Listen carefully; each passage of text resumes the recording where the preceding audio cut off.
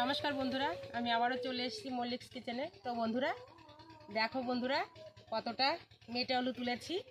একে বলে বাঁশ আলু। এই আলুগুলো খেতে খুবই টেস্টি। তো বন্ধুরা এই আলুটা আজকে আমি তরকারি রান্না করব। তো চলুন, দেখুন কি সুন্দর আলুটা।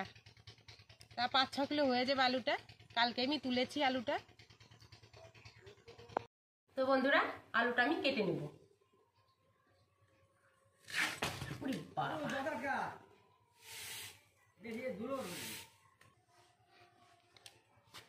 তো দেখুন আলুটা লাল, কিন্তু এই আলুটা খেতে খুবই সুন্দর। আর একটা আলু আছে সাদা, সেইগুলোও খেতে সুন্দর। এটা ভিতরে লাল, সেটাকে বলে পট আলু, আর এটাকে বলে বাঁশ আলু। তো দেখুন চচ্চর করছে, কি সুন্দর।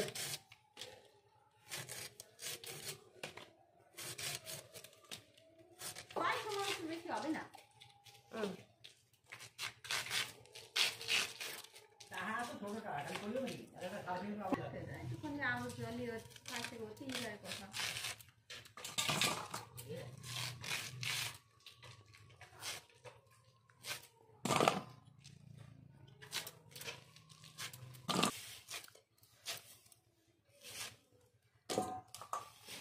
কাটা কমপ্লিট। এখন আমি রান্নাঘরের দিকে যাব।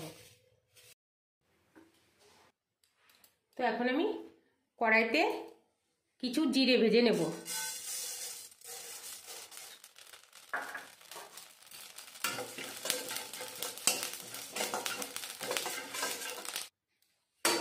ভেজে নিয়েছি, নামিয়ে নেব।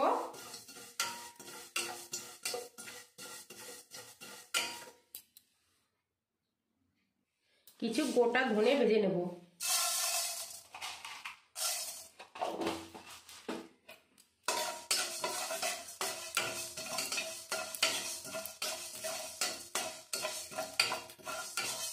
আমি সবকিছু শুকনো খোলায় ভেজে নিচ্ছি।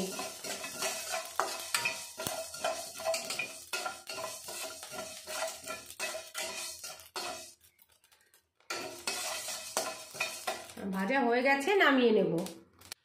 দুটো শুকনো লঙ্কা,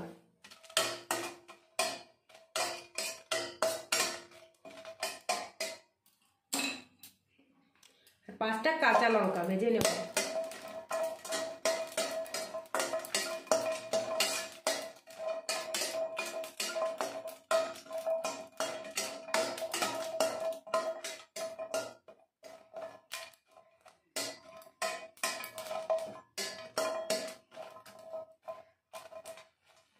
আমি হালকা ভেজে নিয়েছি, নামিয়ে নেব। মাছ ভেজে নেব। তেল,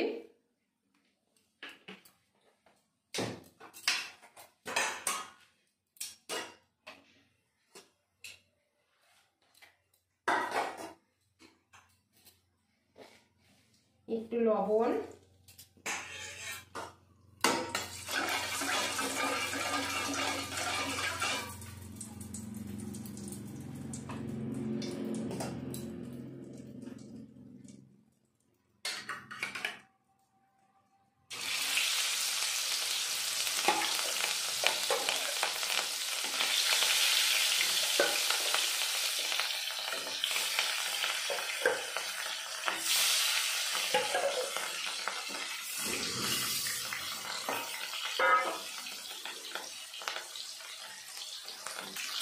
মাছটা ভাজা হয়ে গেছে, নামিয়ে নেব।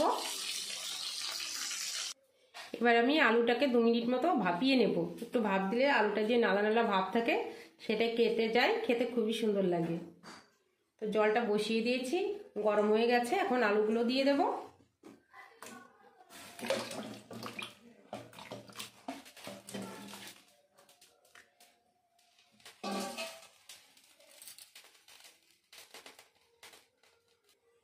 একটু লবণ,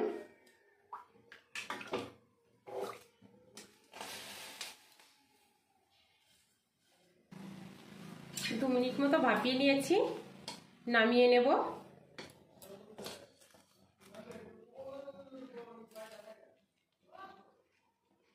আমি এবার তরকারিটা একবারই ফোড়ন দিয়ে দেবো। মাছ ভাজার কড়াইতে দিয়ে দেবো পরিমাণ মতো সর্ষের তেল,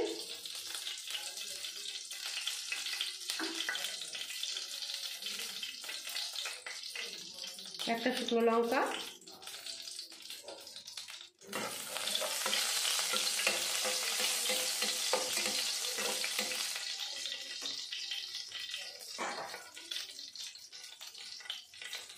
গোটা জিরে,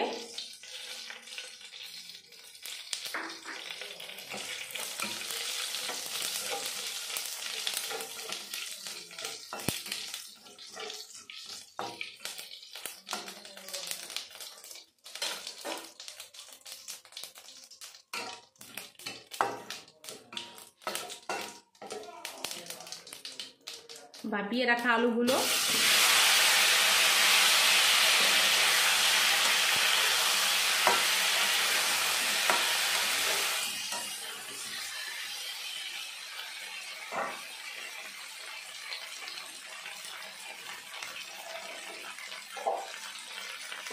স্বাদ মতো নুন,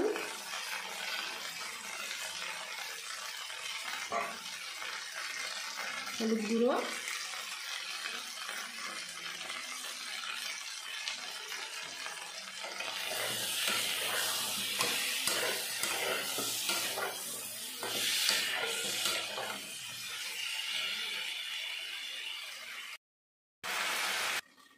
আমি 2 মিনিট মতো ঢেকে দিয়েছিলাম।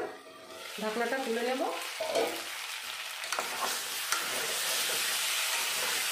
দেখুন অনেকটাই সিদ্ধ হয়ে গেছে।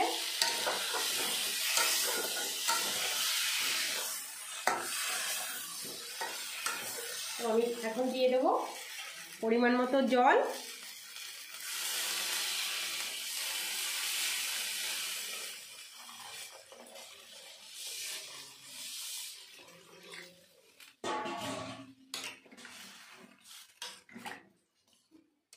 আলুর তরকারিতে একটু জলটা বেশি দিতে হয়, কারণ আলুতে খুব জল টানে।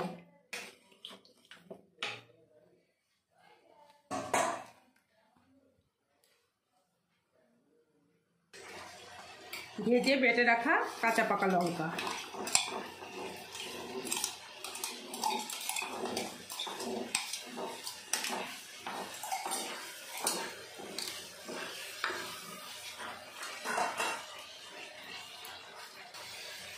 আর দিয়ে দেবো ভেজে রাখা মাছগুলো।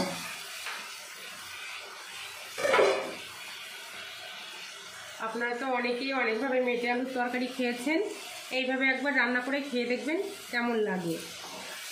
আশা করি খুবই ভালো লাগবে।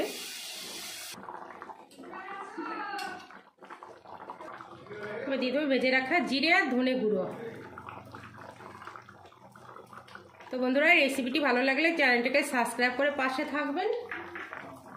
সবাই ভালো থাকবেন, সুস্থ থাকবেন। তো আমার রান্না কমপ্লিট, এখন আমি নামিয়ে নেব।